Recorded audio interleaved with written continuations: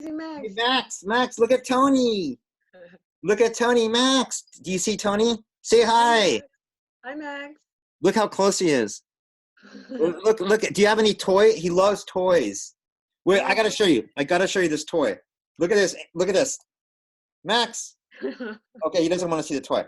But anyways, well, okay, Max, come here. Play with the toy. Oh, he doesn't want to do. Okay, we got my Red Hot Chili Pepper shirt. We started the show. Yeah. Man, they went downhill, didn't they? Well, Or did they I go don't up? know. I don't know. They were in Californication, right? Yeah, they're amazing.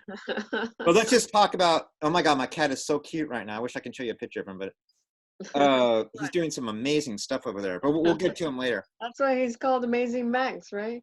He's amazing, Max. Okay, so this is okay. Everybody out there and Toni. Oh, you know what? I always have to remember to use a timer because I forget. We do like a 5-minute rule because otherwise it's so hard. I get bored in 5 minutes. People just can't handle more than 5 minutes. So let me turn on my timer clock. Okay, clock. We're on. Okay, so I was gonna say this is how I met the amazing Toni.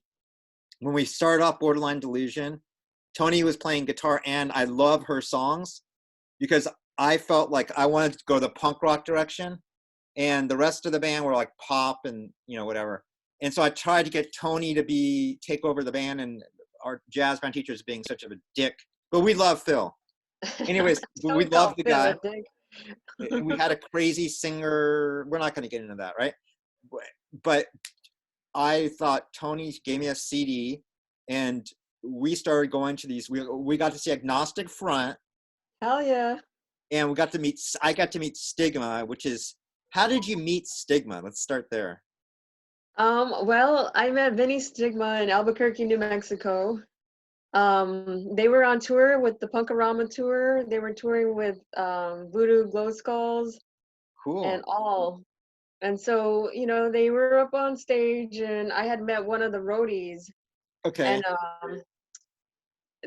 And I had asked if I could go onto the tour bus to play one of my songs. How do you like that? I had it on a cassette tape. So Roger from Agnostic Front said, okay, yeah, let's let her in, and so they put it on, we played it, they liked it. There was another band on the bus with them, a female band called the Roofies, and they were looking for a lead singer. So I wound up leaving on tour with Agnostic Front and the Roofies, and we went to Pomona. We were in Arizona too. And then after California, I went with the band to Colorado with All and the Roofies. And so that's how I met Agnostic Front. And while we were in Pomona, me and Vinny had danced to this one-man band for like hours. He was just like playing, and we were just like slow dancing to his music. It was a lot of fun. So were you like romantically dating or something? Well, I had just met him. I had just met him at that time. Is he a player or is he? No, he's not really a player. He's like a funny guy, likes to talk to everybody, very sociable, likes to have a good time, likes to be the center of attention. Do you remember when I met him, I gave him the t-shirt and he showed it and I was so happy. And then when he played the show, dude, that guy, he's like I think he's like the best punk rock guitar player. Yeah, he's definitely pretty good up there, right? And I like the way I think it was Stigma. Yeah. He knows when to come in. He does his leads, right? Do you remember when you used to tell me I think he won't remember when to come in if they don't yell Stigma. I'm just kidding. That's the way. Remember, I think that's how you are, right, Danny? You have to yell at me to tell me when to come in. Yeah, I had to say, Daddy, and then you would go, you do your lead. Wait, tell us about this Roofies band. Oh, I forgot to say, didn't you tell me that the Agnostic Front were like, they sleep in like one room and stuff? Well, it was a tour bus, so they'd sleep on the bus.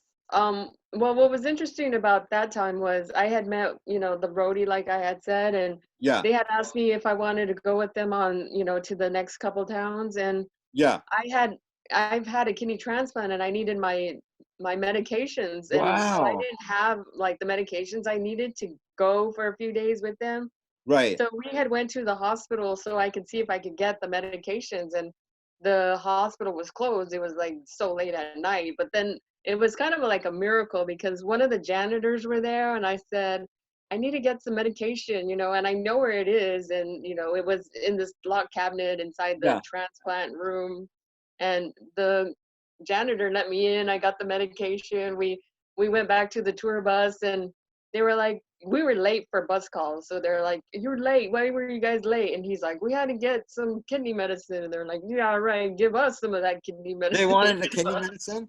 Well, they thought we were getting something else, but Oh, they thought that, oh, really? yeah. But we Yeah. got my Tell us transplant more stories. medication. Let's hear all the stories. Well, we went to the next town, which was in Arizona, Uh-huh. Tempe. Yeah, Tempe, Arizona. Okay. And you know, it was fun riding on the bus and hanging out, and I got to sleep in the back room by myself. It was, you know, it's kind of like a lounge area. Yeah. So I got to sleep back there, and everybody else has like bunks, and so they sleep there. And then in the morning, I met up with the girls that were in the roofies, and Okay. we, you know, just kind of hung out and tuned some guitars for the band before they go up on stage. We kind of were